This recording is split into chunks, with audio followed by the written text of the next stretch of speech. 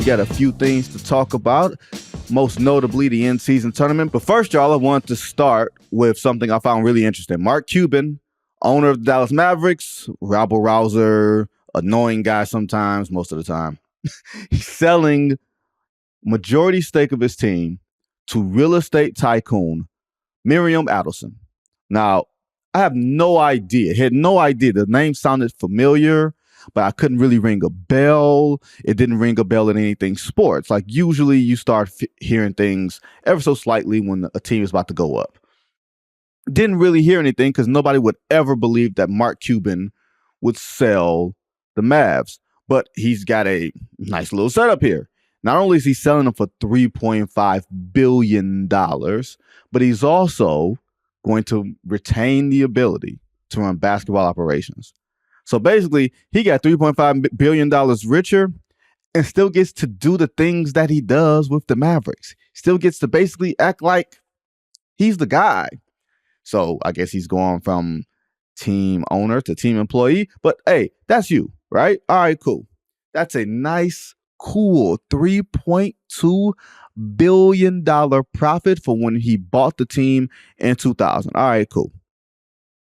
Remember though, yesterday, before the announcement came out about this from our buddy Mark Stein, there was also the announcement that he was going to be stepping away from Shark Tank after one more season. A show I've never actually watched, so I'm not an expert on that. But John, you found this really interesting, the who he sold to, because I needed someone to help me fill in the blanks. And you helped me fill in the blanks in a major way. Was this my notes on Miriam Adelson that opened the door for you? It opened the door, and it was like, oh, this is going to be very interesting / weird.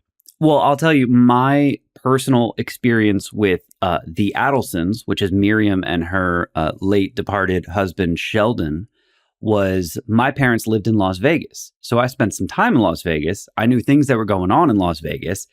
And I knew that there was a time where there was a Las Vegas newspaper that was being critical of the Adelsons. And the Adelsons, who essentially own Vegas or most of Vegas, went ahead and bought the newspaper and then just started firing anyone who criticized them. And the newspaper all of a sudden started writing very glowing things about the Adelsons and stopped criticizing them. And so I have always known them, mostly Sheldon at the time, to be someone who didn't really believe in an open and honest democratic society. Miriam, if you do any digging into her, was given the 2018 Presidential Medal of Freedom by then President Donald Trump, mostly because her and her husband donated not just millions, probably not even just tens of millions, probably hundreds of millions to Donald Trump's 2016 presidential campaign, his presidential inauguration, his defense fund against the Miller investigation into Russian interference, and the 2020 campaign. She, as a Jewish lady and an Israeli, she is a dual citizen, said that Donald Trump deserves a book of Trump in the Bible due to his support of Israel. So she has made her politics very well known. And I found it mostly curious because Mark Cuban has also made his politics very well known. They're just the opposite politics to her. Are we sure? Because, and I say that to say because, and I'm not going to super dab into politics, but I think there is a strategy for people who label themselves as centrists. And it's a way to look rational in front of irrational people, right? If you ever notice that, just notice that it's a way you can't look rational to the left. People think that the left is too rational, but if you're to the right, which people tend to believe is a bit on the extreme side, if you position yourselves over there and you just tone down the crazy, you're still to the right. You're just a little more sane about it. So I don't think that Cubes is totally different than that. I'm very curious, considering they employ Kyrie Irving, right? We all know all the trouble that Kyrie Irving got into last season, talking about, Hebrews to Negroes, the Amazon, 3-hour thing and everything else. Y'all all remember that. And you guys also remember the list of things he had to do. The anti-Semitic groups were protesting outside of Barclays Center. It was a lot of things going on there before he got traded from Brooklyn to Dallas, and now he's under a long-term contract. And assuming this gets approved by the Board of Governors, which I can't say it would or wouldn't, I have no reason to believe it wouldn't, then it's going to make for a very interesting employer-employee relationship. I just don't think this is the end of it. I feel like this is the beginning, John. Because Cuban is such an interesting figure. If nothing else about Cuban, he's going to be an interesting figure. He's going to zig when everybody else is zagging. And I saw a lot of people yesterday try to make some correlation, like John just said, about Vegas. Except I don't think the Dallas Mavericks are moving to Las Vegas. I don't think that's the thing at all. I wouldn't be surprised if this is going to be leveraged for a new arena in downtown Dallas, especially considering how the Adelsons are, into the gambling. When you're into Vegas, you're into the gambling. That's just how it works. So I think it's going to be a very curious thing to see how this all develops and to see the tentacles of this. The Adelsons themselves, if you're a Trump supporter, I suppose you can be that. There's no law that says you can't, but I'm not going to give my politics on here, but I'm sure people can, sort of rationally assume who I don't get down with, right? But the NBA and John, I'm very curious what you think about this. Remember, they take election day off. They position themselves, the league has positioned itself as a place that, hey, we have all these different initiatives, whether it's going to be prison reform or voting, all these things that are not centrist, all these things that are a little more left-leaning. Like a couple of days ago, I was at Genesee County Jail with Kyle Kuzma in Flint, Michigan, because he's from Flint, where he donated over $60,000 to a jail for women, and a really huge program and an initiative about when they are entered back into society and helping them get jobs. And he put together a Christmas party for them, their caregivers, and their children, and refurbished jail cells inside of the county jail, and wanted to be part of, jail reform and prison reform.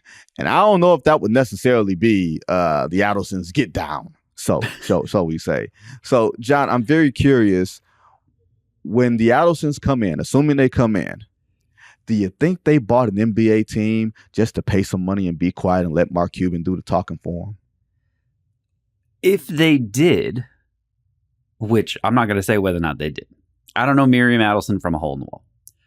If she did, it would be the first time that I can remember in the NBA or maybe even in any professional sports league in the last 20, 30, 40 years where someone has bought a majority share in the team without really caring about what's going on the court, on the field, with the roster, with the salaries, with the payroll, any of that. It's been a long, long time since someone has bought a majority share of a team and just let someone else run it and hid away in the shadows and not commented to reporters or held press conferences or had open and public opinions about how things should be run. That's why I don't know that this can work. Like, at some point, the person who's in charge of basketball operations has to go to the owner. They don't call them owners anymore, right? Governors. At some point, they have to go to the governor and say, hey, I think we should do this, but it's going to cost a little extra money. Can you free up some from your pocket? That's a situation Mark Cuban has literally never been in. Literally, in his entire life, he's essentially just worked for himself, and the money comes from him. And I wonder what happens if he does that and Miriam Adelson says no. What then? Well, here's a number of things that come up for me. And trust me, we're going to get to the basketball because I literally just thought about this. Remember the Mavs had some controversy a couple of years ago when Mark Cuban, went on, I think it was still Rachel Nichols, ESPN, The Jump, and was talking about all the things that he didn't know and all the things that he was learning and everything else. And I believe they hired the first African-American COO there. I think his last name was Marshall, Marshall. Yeah. Yep. Cynthia Marshall, right? All right, cool. What happens there? Now, to a larger point that I don't think that people necessarily get about these rich folks, and this has nothing to do with political leanings at all. Rich people don't buy things like professional sports teams so they can be quiet. Rich people buy sports teams so they can be known and they can be seen. There is no greater feeling for being a billionaire than to walk courtside and to become this you're more than a famous person, right? Because you can be rich and you can walk into Staples Center and you will just be a rich dude, right? Because there's someone there who has a fraction of the net worth that you have, but they get put on the Jumbotron and people cheer them. And it's across the way is Denzel Washington and Floyd Mayweather and all these people who people know who are visible. And then all of a sudden, when you enter this club, you're no longer just a random billionaire. You are an owner of a pro sports team. You mean something to a group of people in this very, very small club. And all of a sudden, and this is where it gets really icky for someone like me, because I ain't about this life, people start calling you Mr. Cuban, Mr. Ford. All of a sudden, all these owners, we have to give them a level of reverence and call them Mr. and Mrs. and all that stuff. You know what I'm calling? Mom, call you Jeannie. I'm going to call you Jeannie. All right? Mr. and Mrs., that's a little too 1950s for me, if you get my drift, okay? Not quite my get down. We got a tone. We get that. Look, I don't think it's necessarily the biggest harm in it, but it just makes me feel a little swarmy. And for clearly, the Adelsons, they are clearly operating from a different game, whether it's the newspaper stuff or the Trump stuff. They are clearly about exercising influence. My question will be, what will their influence be when they get inside the NBA?